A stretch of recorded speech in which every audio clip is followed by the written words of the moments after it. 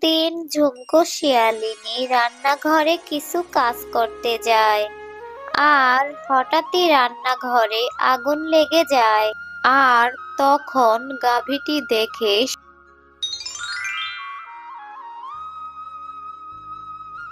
সুদূর গ্রামে বাস করত জন্টু নামের এক শিয়াল। জন্টু শিয়াল ছিল খুবই লোভী ও নির্দয় প্রকৃতির শিয়াল, কিন্তু তার স্ত্রী শেফা ছিল খুবই ভালো ও দয়ালু প্রকৃতির শিয়ালিনী। জন্টু শিয়াল একদিন বাজারে যায়, আর বাজার থেকে জন্টু শিয়াল একটি গাভী কিনে নিয়ে আসে। গাভীটি ছিল গর্ভবতী। জন্টু শিয়াল গাভীটিকে দেখে ভাবতে থাকে, এই গাভীটি অনেক মোটা তাজা, মনে হয় বাচ্চা হওয়ার পরে এই গাভীটি অনেক দুধ দিবে। কয়দিন পরেই তো এই গাভীটির বাচ্চা হবে, আর এর সব দুধ আমি বাজারে নিয়ে বিক্রি করব। আর এই গাভীর দুধ বিক্রি করে আমি অনেক টাকা পাবো। এরপর জন্টু শিয়াল তার স্ত্রী শেফালি শিয়ালিনীকে বলে, শোনো শেফালি, তুমি এই গাভীটার ভালোভাবে খেয়াল রাখবে। কিছুদিন পর এর বাচ্চা হবে। ঠিক মতো খেয়াল না রাখলে এ আমাদের বেশি বেশি দুধ দিবে না। এরপর থেকে শেফালি শিয়ালিনী গাভীটির ভীষণ যত্ন নিতে লাগলো।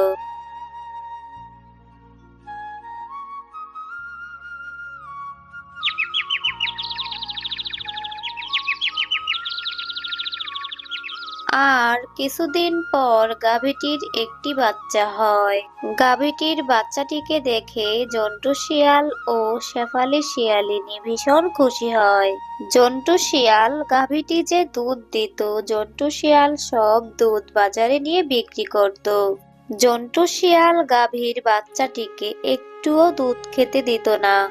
আর একদিন গাভীটি কম দুধ দেওয়ায় জন্টু শিয়াল গাভীটিকে ভীষণ মারতে থাকে আর বলে, এবার দেখ কেমন লাগে, দুধ কম দেওয়া তাই না? খুব বার বেড়েছে তোর তাই না? এরপর থেকে কম দুধ দিলে তোর খবর আছে। জন্টু শিয়াল গাভীর থেকে আবারও দুধ নিয়ে সব দুধ বাজারে বিক্রি করতে চলে যায়। আর গাভীর বাচ্চাটিকে একটুও দুধ খেতে দিত না। আর গাভী যদি কম দুধ দিত তাহলে গাভীটিকে ভীষণ মারতো।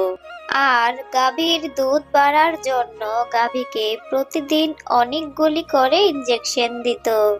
আর এসব দেখে একদিন শেফালি শিয়ালিনী জন্টু শিয়ালকে বলে, তুমি এত নিষ্ঠুর কেন গো?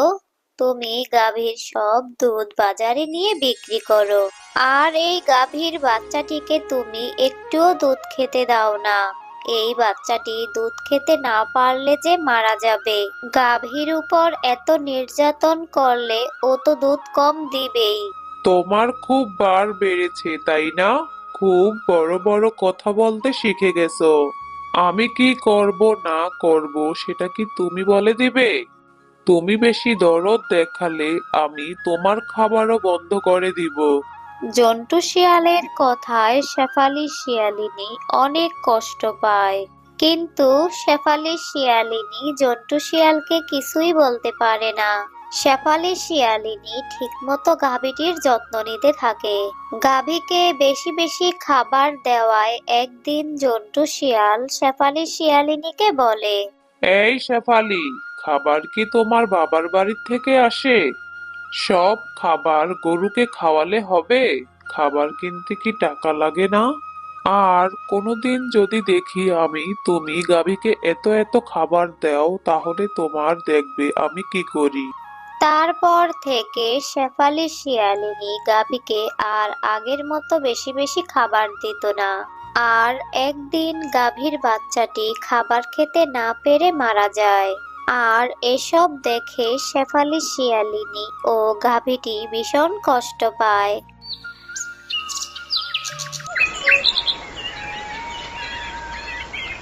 কিছুদিন পর গাভীটি আবারও গর্ভবতী হয়। এ কেমন মালিকের বাড়িতে আসলাম আমি? এই মালিক তো আমার একটুও যত্ন নেয় না। আমি তাদের কত উপকার করি, আমাকে দিয়ে তাদের সংসার চলে, অথচ আমাকে কতটা নির্যাতন করে। ওর জন্যই আমার বাচ্চাটা না খেতে পেরে মারা গেছে। আমি তো আবারও গর্ভবতী। এখানে থাকলে ওই জন্টু শিয়াল আমার এই বাচ্চাটাকেও মেরে ফেলবে। আমি আর এ বাড়িতে থাকবো না। এরপর একদিন জন্টু শিয়াল যখন বাড়ি থেকে বেরিয়ে যায়, তখনই গাভীটি চুপি চুপি বাড়ি থেকে বের হয়ে যায়। আমাকে যত তাড়াতাড়ি সম্ভব এখান থেকে যেতে হবে। তারপর গাভীটি ক্লান্ত হয়ে একটু বিশ্রাম নেয়। কিছুক্ষণ পর গাভীটি দ্রুত ওই স্থানও ত্যাগ করে। হাঁটতে হাঁটতে গাভীটি একটি বাড়ির সামনে এসে পড়ে। আর ওই বাড়িতে থাকতো মুন্নি শিয়ালিনী নামে একটি বউ আর তার শাশুড়ি ঝুমকো শিয়ালিনী। ঝুমকো ছিল লোভী ও স্বার্থপর খিটখিটে মেজাজের শিয়ালিনী।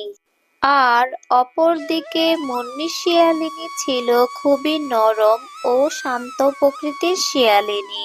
ঝুমকা যখন বাড়ির বাহিরে আসে তখন সে গাভীটিকে দেখতে পায় আর তখন বলে, ও মা, গাভী এটা এখানে এলো কি করে?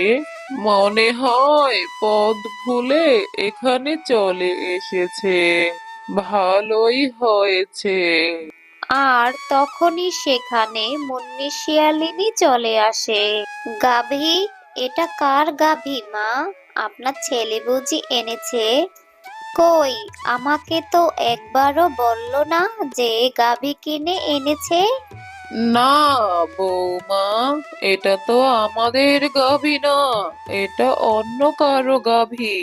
হয়তো পথ ভুলে এখানে চলে এসেছে। ভালোই হয়েছে। এখন থেকে আমরা ওর দুধ বাজারে বিক্রি করতে পারবো, আর অনেক টাকা ইনকামও হবে আমাদের। এটা আপনি কি বলছেন মা? গাভীটিকে দেখে তো মনে হচ্ছে ও গর্ভবতী আর ও অসুস্থ। আর এই গাভী কিভাবে আপনাকে দুধ দিবে? দুধ না দিলে তো এই গাভীটা আমার কোনো দরকার নেই। ও যদি আমার কোনো কাজে না আসে তাহলে ওকে দিয়ে আমি কি করব? গাভীটিকে বরং তুমি এখান থেকে তাড়িয়ে দাও। আমাকে তাড়িয়ে দিবেন না।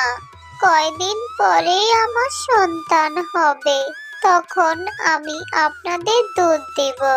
ও আমাদের সাথে থাকুক না মা। আমি আর আপনি তো বাড়িতে একাই থাকি। ওর সঙ্গে আমার কিছুটা সময়ও কাটবে। আপনার ছেলে তো ব্যবসার কাজে অনেক দূরে থাকে। এরপর থেকে মুন্নি শিয়ালিনী গাভীটির অনেক যত্ন নিতে থাকে। আর কিছুদিন পর গাভীটির একটি সুন্দর বাচ্চা হয়। আর বাচ্চা হওয়ার পর মুন্নি শিয়ালিনী গাভীটিকে আর গাভীটির বাচ্চাটিকে অনেক যত্ন নিতে থাকে। আর এটা তার শাশুড়ি ঝুমকোর একদমই পছন্দ ছিল না। বৌমা, তোমার কি এই গাভী ছাড়া পরিবারে আর কেউ নেই? সব সময় কি ওই গরু নিয়ে থাকতে হবে, নাকি সংসারের আরো কিছু কাজ আছে তা তোমাকে করতে হবে?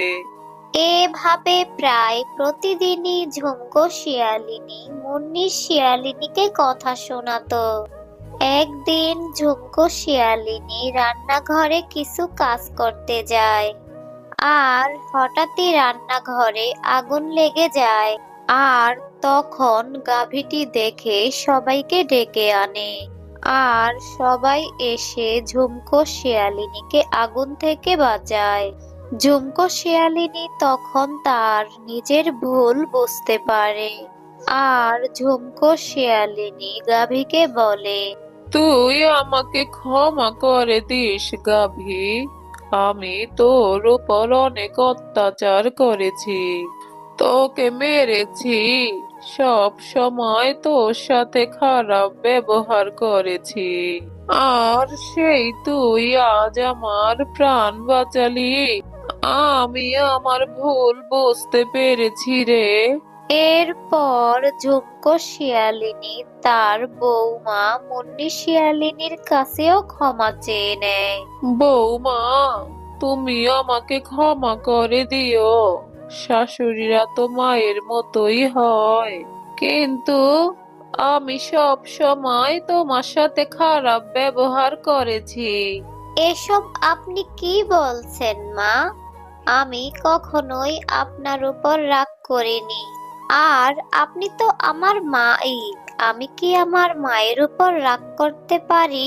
আর তারপর থেকে জুমকো শিয়ালিনী ও মুন্নি শিয়ালিনী দুজনে মিলে গাভীটির অনেক যত্ন করতে লাগলো।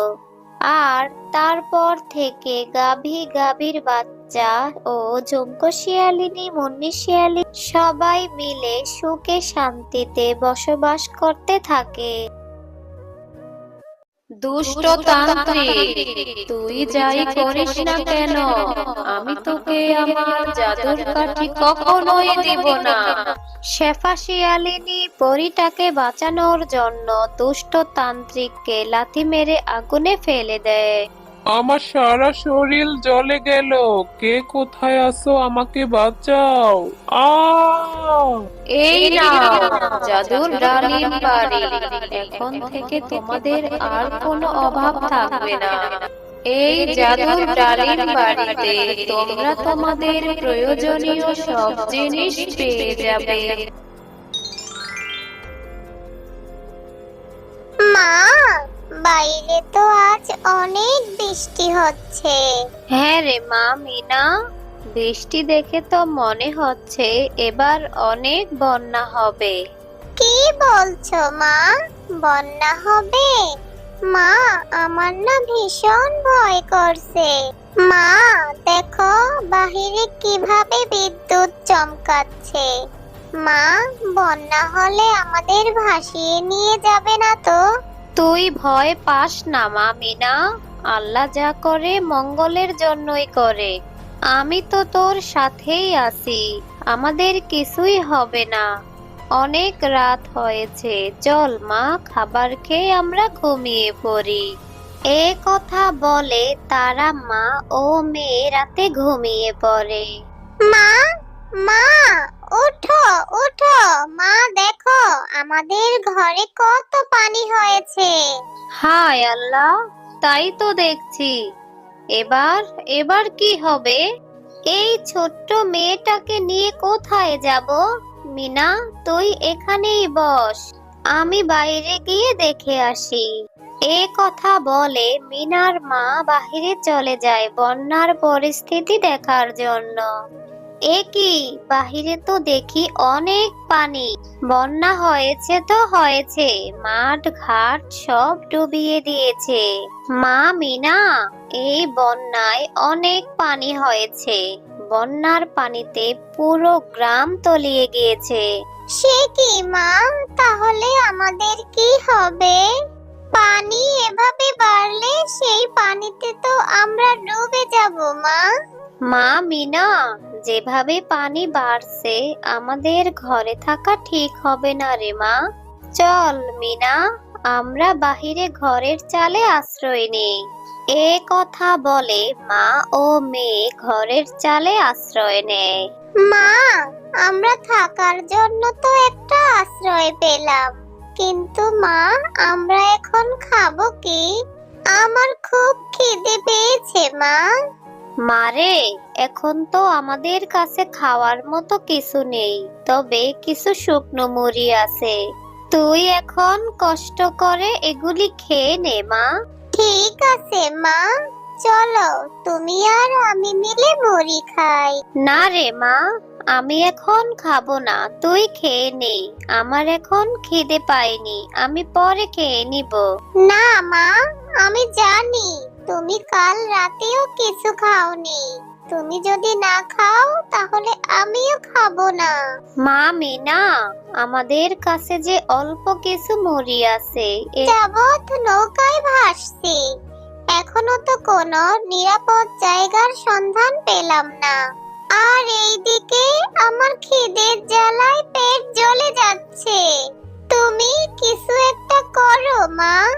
মারে, আমি যে এখন অসহায়, আমি তোকে কোথা থেকে খাবার এনে দিব রে মা? কাঁদিস না মা, একটু ধৈর্য ধর। আল্লাহ নিশ্চয়ই আমাদের জন্য একটা ব্যবস্থা করে দিবে। মা মিনা, ওই তো দূরে একটা দ্বীপ দেখা যাচ্ছে। চল মা মিনা, আমরা ওই দ্বীপে যাই। ওইখানে কোনো না কোনো একটা ব্যবস্থা হবে। হ্যাঁ মা, চলো চলো। এ কথা বলে তারা মা ও মেয়ে সেই দ্বীপের উদ্দেশ্যে চলে যায়। মা, মা, দেখো না দ্বীপটা কত সুন্দর। এটা কোন জায়গা মা? জানি না রে মা, এটা কোন জায়গা। চল মা মিনা, আমরা খুঁজে দেখি কোনো খাবার পাই কিনা। আচ্ছা মা, চলো, আমারও ভীষণ খিদে পেয়েছে।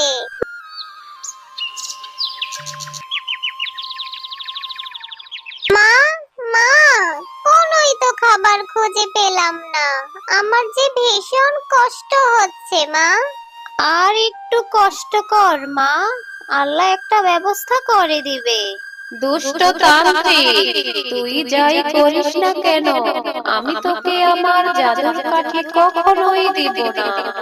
আমার জাদুর কাঠি নিয়ে তুই সর্বশক্তি লাভ করতে চাস, তোর এই স্বপ্ন কখনোই পূর্ণ হবে না। ঠিক আছে, তুই যদি তোর জাদুর কাঠি না দিস, আমি যদি সর্বশক্তি না পাই, তাহলে আমিও তোকে বাঁচিয়ে রাখবো না। এবার বল, তুই কি করবি?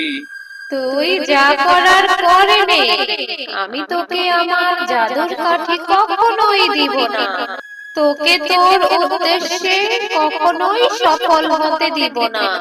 মা, মা, ওই দেখো একটা তান্ত্রিক। এটাকে বাঁচাতে পারি। হ্যাঁ মা, যা করার তাড়াতাড়ি করো, কিন্তু সাবধান, ওই দুষ্ট তান্ত্রিক তোমারও ক্ষতি করতে পারে। এরপর শেফালি শিয়ালিনী পরীটাকে বাঁচানোর জন্য দুষ্ট তান্ত্রিককে লাথি মেরে আগুনে ফেলে দেয়। আমার সারা শরীর জ্বলে গেল, আমাকে বাঁচা। আমি আর কখনো কারো ক্ষতি করব না, আমাকে ছেড়ে দে। আমার সারা শরীর জ্বলে গেল। আ তোমাকে অনেক অনেক ধন্যবাদ, তোমরা আমার জীবন বাঁচিয়েছো।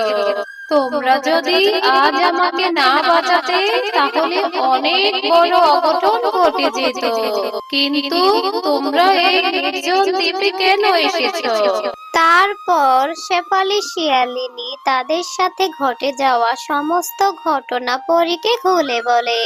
তোমাদের কথা শুনে আমার ভীষণ কষ্ট হচ্ছে। তোমরা যেহেতু আমার জীবন বাঁচিয়েছো, তাই আমি তোমাদের উপকার করতে চাই। এই নাও জাদুর ডালিম বাড়ি। এই বাড়িতে তোমরা তোমাদের সমস্ত কিছু পেয়ে যাবে। এই বাড়িতে তোমরা তোমাদের প্রয়োজনীয় সব জিনিস পেয়ে যাবে। এখন থেকে তোমাদের আর কোনো অভাব থাকবে না। তোমরা এখন থেকে এই জাদুর ডালিম বাড়িতে সুখে শান্তিতে বসবাস করতে পারবে। তোমাকে অনেক করে যে টাকা পাই, তাই দিয়ে তো ভালো মতো সংসার চালাতে পারি না। আবার এত দামি দামি কাঁঠাল কিভাবে কিনে দিব রে মা তোকে? তুই মন খারাপ করিস না মা, আমি টাকা জমিয়ে তোকে কাঁঠাল কিনে খাওয়াবো। আচ্ছা ঠিক আছে মা, তুমি কষ্ট পেও না। আমি আর কখনো কাঁঠাল খেতে চাইবো না। বাঘিনী কাকিমার বাগানের ধারে কাছেও যাব না। আচ্ছা মা, কাঁঠালের বীজ থেকে তো কাঁঠালের গাছ হয় তাই না? মা, আমি যদি কাঁঠালের বীজ লাগাই তাহলে তো কাঁঠালের গাছ হবে আর অনেক কাঁঠাল ধরবে। আমি সেখান থেকে অনেক কাঁঠাল খেতে পারবো, তাই না মা বলো? কি রে মিনা, তুই এখন আর আমার সাথে খেলতে আসিস না কেন রে? তুই কি মন খারাপ করেছিস? আমার মা সেদিন তোকে এত কথা শুনিয়েছিল বলে? তুই চিন্তা করিস না মিনা, আমি আমার মায়ের থেকে লুকিয়ে তোকে কাঁঠাল খাওয়াবো। তোর সাথে খেললে তো বাঘিনী কাকিমা তোকে মারবে, এজন্য তোর সাথে খেলতে আসি না। আচ্ছা বান্টি, তুই কি আমাকে একটা জিনিস দিবি? তুই কি আমাকে কিছু কাঁঠালের বীজ এনে দিবি বান্টি? আমাদের বাড়িতে অনেক কাঁঠালের বীজ আছে, আমি তোকে এনে দিব। কিন্তু তুই কাঁঠালের বীজ দিয়ে কি করবি মিনা? কাঁঠালের বীজ লাগালে কাঁঠাল গাছ হবে, তখন অনেক কাঁঠাল ধরবে। এরপর আমি ও তোদের মতো কাঁঠাল খেতে পারবো বান্টি। এটা তো অনেক ভালো বুদ্ধি রে মিনা। তুই এখানে দাঁড়া একটু, আমি মায়ের থেকে লুকিয়ে তোর জন্য কাঁঠালের বীজ নিয়ে আসছি। এরপর বান্টি বাড়ির দিকে চলে যায় মিনার জন্য কাঁঠালের বীজ আনতে।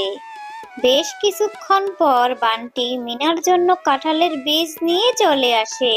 কি রে বান্টি, এত তাড়াতাড়ি চলে এলি কাঁঠালের বীজ নিয়ে? বান্টির কাছ থেকে কাঁঠালের বীজ নিয়ে মিনা বাড়িতে ফিরে আসে। মা, এই দেখো কি এনেছি, কাঁঠালের বীজ এনেছি মা। বান্টি আমাকে দিয়েছে, আমি এই বীজগুলি বাড়িতে লাগাবো। এরপর কাঁঠাল গাছ হবে, তখন আমি অনেক কাঁঠাল খেতে পারবো। পাগলি মেয়ে আমার, বীজ লাগালেই কি গাছ হয়ে যায়? আর গাছ লাগালেই কি এত তাড়াতাড়ি কাঁঠাল পাওয়া যায়? সে তো অনেক সময় লাগে কাঁঠাল ধরতে। কিন্তু তুই যখন চেয়েছিস, তোর যখন এত ইচ্ছা কাঁঠাল গাছ লাগাবি, এরপর সেখান থেকে কাঁঠাল ধরলে তুই কাঁঠাল খাবি, তাহলে তোর যা ইচ্ছা তুই তাই কর মা। এরপর মিনা তার মায়ের কথা মতো বাড়ির এক পাশে কাঁঠালের বীজগুলি লাগাতে থাকে। এরপর মিনা প্রতিদিন সেই চারা গাছে পানি দিয়ে গাছের অনেক যত্ন নিতে থাকে, যাতে গাছটা তাড়াতাড়ি বড় হয়ে যায়। বেশ কিছুদিন পর মিনা দেখতে পায় তার সেই বীজ থেকে সুন্দর একটি কাঁঠালের চারা গাছ হয়েছে। মা, ও মা, দেখো না কত বড় একটা চারা গাছ হয়েছে। এই গাছে কাঁঠাল কখন ধরবে মা?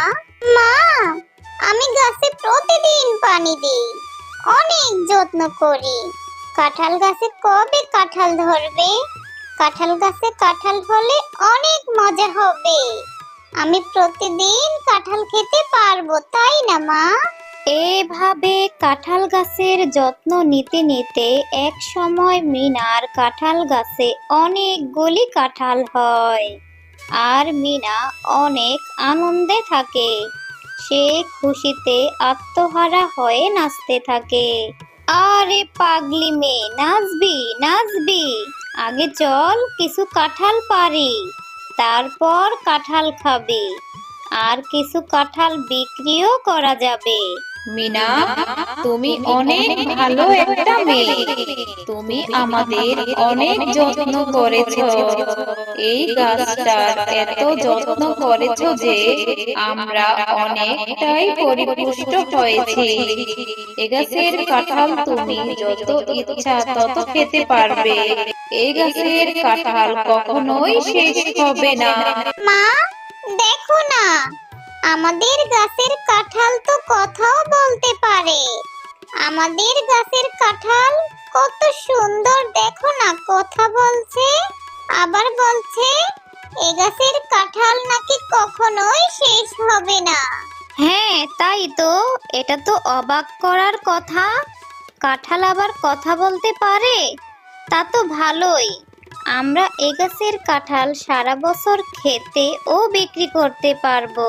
কাঁঠাল রানী, তোমাকে অনেক ধন্যবাদ। কাঁঠালের সাথে কথা বলে মিনা একটা কাঁঠাল কেটে খেতে থাকে, আর মিনার মা কাঁঠাল কাটতে থাকে। কাঁঠাল নিয়ে শেফালি শিয়ালিনী বাজারে কাঁঠাল বিক্রি করতে যায়। কাঁঠাল আছে গো, কাঁঠাল, পাকা পাকা বড় বড় মিষ্টি মিষ্টি কাঁঠাল। কে কে নিবেন চলে আসুন। আরে, এ তো দেখছি মিনার মা শেফালি শিয়ালিনী। ওরা এত সুন্দর সুন্দর পাকা পাকা কাঁঠাল কোথায় পেল? ব্যাপারটা তো দেখতে হচ্ছে। আজই ওদের বাড়িতে যেতে হবে। ও, তোরা কাঁঠাল গাছ লাগিয়েছিস? দাঁড়া, আজই তোদের সব কাঁঠাল পেড়ে নিয়ে যাব। এরপর কিভাবে কাঁঠাল বাজারে নিয়ে বিক্রি করিস আমিও দেখব। এরপর বাঘিনী যখনই কাঁঠাল ছিঁড়তে যায়, তখনই কাঁঠাল রানী কথা বলে ওঠে। বাঘিনী, তুমি অনেক লোভী। তুমি মিনার কাঁঠাল চুরি করতে এসেছো। এক সময় তুমি মিনাকে অপমান করে তাড়িয়ে দিয়েছিলে। আমি কাঁঠাল রানী হয়ে তোমাকে শাস্তি দিব। এই নাও, তোমাকে আমি ইলেকট্রিক শর্ট দিয়ে দিলাম। এখন তুমি জ্বলতে থাকো। ও, এ আবার কেমন জাদুর কাঁঠাল? কাঁঠাল, আমি মরে যাচ্ছি, আমাকে বাঁচাও। আমি আর কখনো কাঁঠাল চুরি করতে আসবো না। মিনা, আমাকে বাঁচা, আমি মরে যাচ্ছি। কাঁঠাল, আমাকে ছেড়ে দাও। কাঁঠাল রানী, তুমি বাঘিনী কাকিমাকে ছেড়ে দাও। উনি যে আমার বন্ধু বান্টির মা। বাঘিনী কাকিমা মরে গেলে আমার বন্ধু ভীষণ কষ্ট পাবে। তুমি ওনাকে ক্ষমা করে দাও। আমি শুধু মিনার কথায় তোকে ক্ষমা করে দিচ্ছি। এই নে, আমি তোর গায়ে সব ইলেকট্রিক উঠিয়ে নিচ্ছি। আর কখনো এরকম করবি না, ভালো হয়ে যাবে, বুঝলি?